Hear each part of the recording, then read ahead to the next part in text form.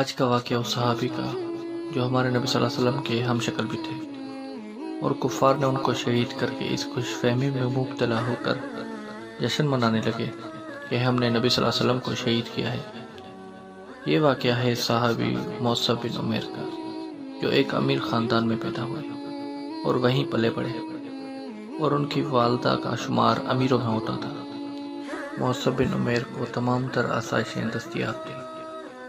وہ نایاب سے نایاب عطر استعمال کرتے، کپڑوں میں ان کا مقابلہ کسی میں نہیں تھا، کیونکہ ان کے کپڑے خاص آرڈر پر تیار کیے جاتے تھے۔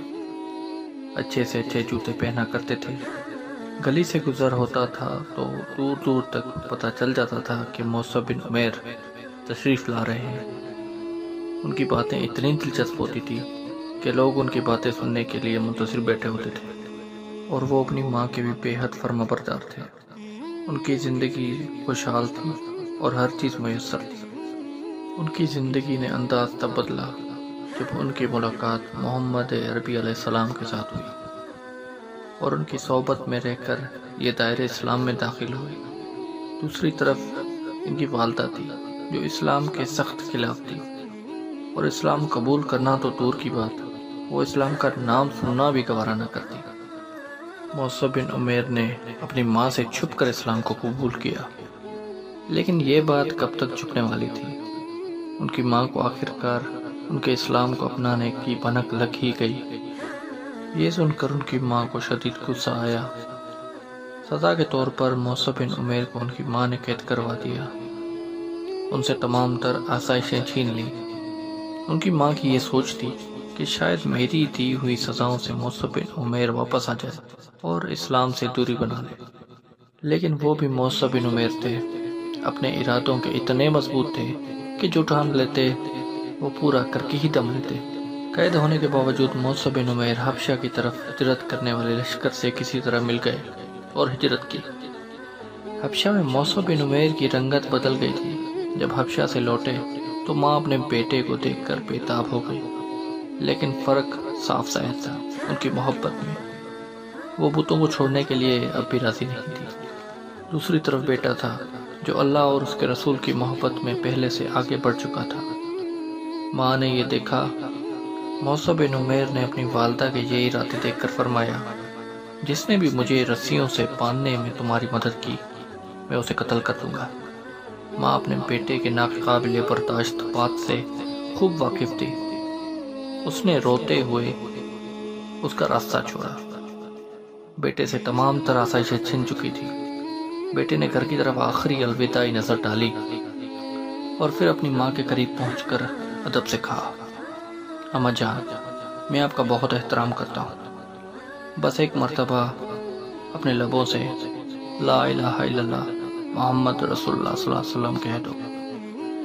ماں نے بیٹے کو غضبناک نگاہوں سے دیکھا اور بولی، ستاروں کی قسم، جب تک میری عقل سلامت ہے میں تمہارا اسلام قبول نہیں کروں گی۔ یہ بات سن کر بیٹے کے دل پر کیا گزری وہ صرف بیٹا ہی جانتا ہے۔ ایک دن صحابہ اکرام رضی اللہ تعالی عنہ رسول اللہ صلی اللہ علیہ وسلم کے حلقے بنانے بیٹھے تھے۔ اتنے میں موصب بن عمیر وہاں تشریف لائے۔ صحابہ اکرام نے دیکھا ان کی پوشاک ٹاٹ کی تھی۔ ٹاٹ کے دو چھوٹے ٹکڑے تھے جن میں وہ اپنی شرمگاہ کو چھپا رہے تھے، کیونکہ آج ان کی والدہ نے ان کے جسم کے تمام کپڑے اتروا دیے تھے۔ جب انہوں نے شرمگاہ چھپانے کے لیے کچھ مانگا تو ان کی والدہ نے دو ٹکڑے پھینک دیے اور کہا، اگر تم محمد صلی اللہ علیہ وسلم کو نہیں چھوڑتے تو پھر آج سے تمہیں یہی لباس پہننا پڑے گا۔ چنانچہ موصب بن عمیر بھی ٹاٹ کا لباس پہنے ہوئے بارگاہ رسالت میں حاضر ہوئے۔ صحابہ اکرام کی آنکھوں سے آنسو جاری ہو گئے۔ اللہ کے نبی صلی اللہ علیہ وسلم نے شفقت بھری نگاہوں سے موصب بن عمیر کو دیکھا اور ارشاد فرمایا، میں نے موصب بن عمیر کو اسلام لانے سے پہلے دیکھا تھا۔ پورے مکہ میں اس سے زیادہ لاڈلا اپنے والدین کا کوئی بھی نہ تھا۔ اس کو دنیا کی تمام تر آسائشیں اور سہولیات میسر تھیں۔ یہ سب سے مہنگا عطر استعمال کرتے تھے، مگر اس نے ساری نعمتیں اللہ اور اس کے رسول صلی اللہ علیہ وسلم کے لیے قربان کر دی تھی۔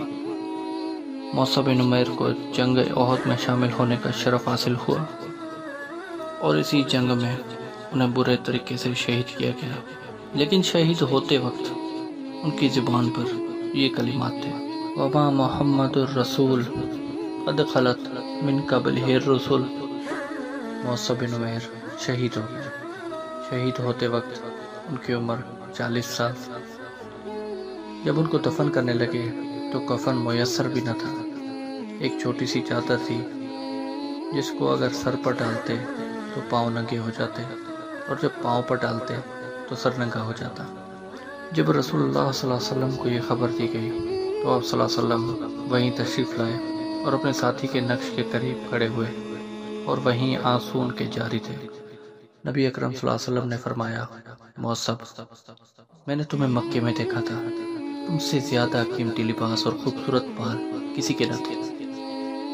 اس وقت میں تمہاری یہ حالت دیکھ رہا ہوں، تمہارے بال بکھرے ہوئے ہیں اور تم ایک معمول چادر میں لپٹے ہوئے ہو۔ اور پھر نبی اکرم صلی اللہ علیہ وسلم نے صحابہ کو حکم دیا کہ موصب کے سر کو چادر سے ڈھانپ لو اور قدموں کو گھاس سے ڈھک دو، اور پھر قبر کے سپرد کر دو۔ اور یہیں پر موصب بن عمیر کی زندگی اختتام پذیر ہوئی۔